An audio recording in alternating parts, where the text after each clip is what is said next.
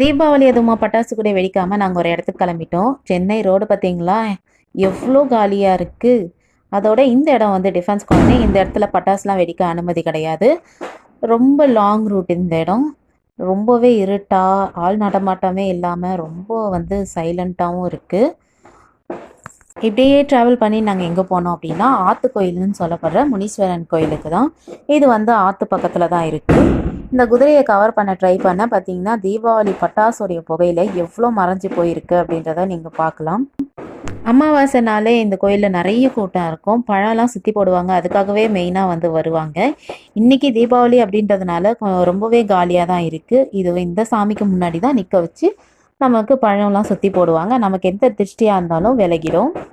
நம்ம முனீஸ்வரன் ஐயாவை பார்த்தீங்களா எவ்வளோ ஜம்முன்னு அழகாக உட்காந்துட்ருக்காருன்னு. அப்படியே அவருக்கு நேர் எதிர தான் இந்த பெரிய குதிரையை வந்து வச்சுருக்காங்க. பார்க்கவே ரொம்ப அழகாக இருந்தது.